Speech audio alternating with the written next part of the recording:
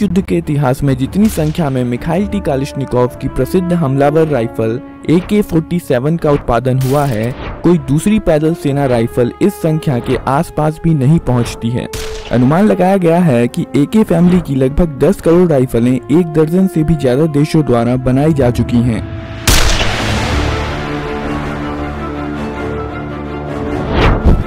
इस वीडियो में हम देखेंगे कि AK-47 काम कैसे करती है।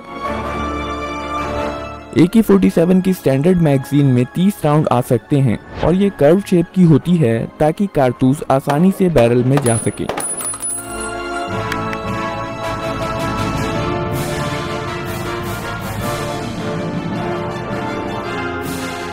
शूटर फ्रंट और रियर साइड की मदद से निशाना लगाता है। AK-47 और AKM की मैक्सिमम इफेक्टिव रेंज लगभग 400 मीटर की होती है।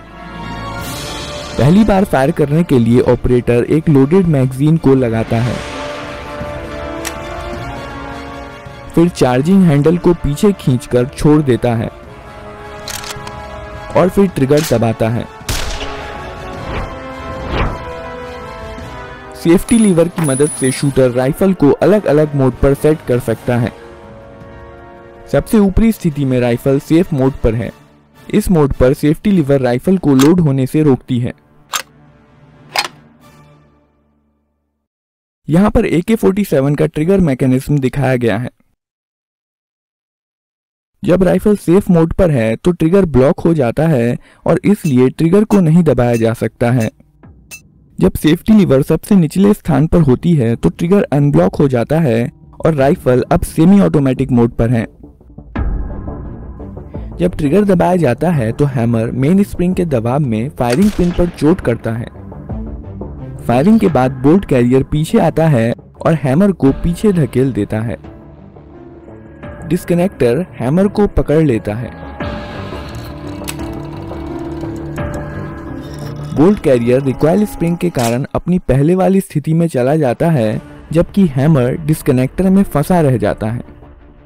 जब ट्रिगर रिलीज किया जाता है तो डिस्कनेक्टर हैमर को छोड़ देता है, पर तुरंत ही हैमर ट्रिगर में अटक जाता है और अब राइफल फिर से फायर करने के लिए तैयार है। इस प्रकार सेमी ऑटोमेटिक मोड में एक बार ट्रिगर दबाने पर राइफल एक ही राउंड फायर करती है। दूसरा राउंड फायर करने के लिए ट्रिगर को रिलीज करना जरूरी होता है। फुल्ली ऑटोमेटिक मोड में सेफ्टी लीवर बीच की स्थिति में होती है और डिस्कनेक्टर को ब्लॉक करके रखती है। इस केस में फायरिंग के बाद जब बोल्ट कैरियर हैमर को पीछे धकेलता है, डिस्कनेक्टर हैमर को नहीं पकड़ पाता है। लेकिन अगर हैमर को किसी चीज से रोका नहीं गया तो यह बोल्ट कैरियर के साथ वापस चला जाएगा। इसे रोकने के लिए ऑटो सीयर का इस्तेमाल किया जाता है। बोल्ट कैरियर के वापस लौटते समय ऑटो सीयर हैमर को रोक कर रखता है। वहीं बोल्ट कैरियर वापस लौटने के दौरान ऑटो सीयर को हैमर से डिसएंगेज कर देता है और इसलिए हैमर ऑटोमेटिकली फायरिंग पिन पर चोट कर देता है। यही कारण है कि फुल्ली ऑटोमेटिक मोड पर राइफल तब तक फायर करती रहती है जब तक ट्रिगर को रिलीज नहीं कर दिया जाता या मैगजीन खत्म नहीं हो जाती। अब हम देखेंगे कि कारतूस को बैरल में कैसे लोड किया जाता है। जब बोल्ट कैरियर वापस आ रहा होता है, बोल्ट जो कि बोल्ट कैरियर में रखा होता है, मैगजीन में से एक कारतूस को बैरल में धकेल देता है।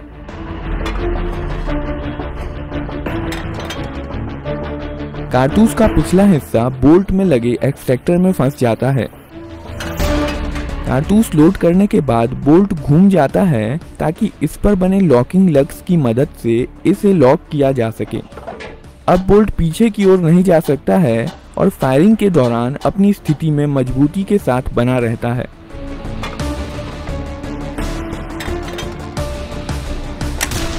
बोल्ट को बोल्ट कैरियर के अंदरूनी हिस्से में बने कैम गाइड के माध्यम से घुमाया जाता है। बोल्ट कैरियर के आगे जाने पर बोल्ट लॉक हो जाता है और पीछे आने पर वापस अनलॉक हो जाता है।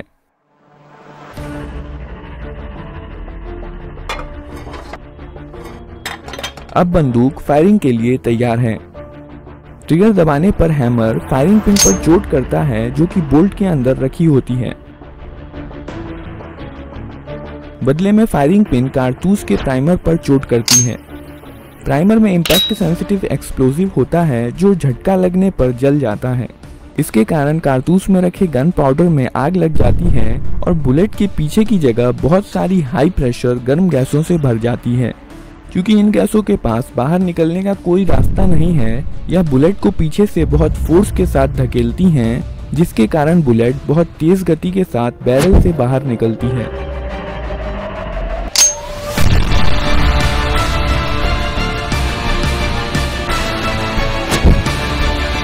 यह एक्सपेंड होती हुई गैसें गैस पिस्टन को पीछे की तरफ धकेल देती हैं। यही वजह है कि इस तरह की रिलोडिंग को गैस ऑपरेटेड रिलोडिंग कहा जाता है। बोल्ट कैरियर गैस पिस्टन से जुड़े होने के कारण गैस पिस्टन के साथ पीछे जाता है। पीछे जाते समय कैम गाइड बोल्ट को घुमा देता है, जिससे यह अनलॉक हो जाता है। अब बोल्ट कैरियर के साथ पीछे जा सकता है। खोखा एक्सट्रैक्टर की मदद से पीछे आता है और इजेक्टर इसे बाहर निकाल देता है।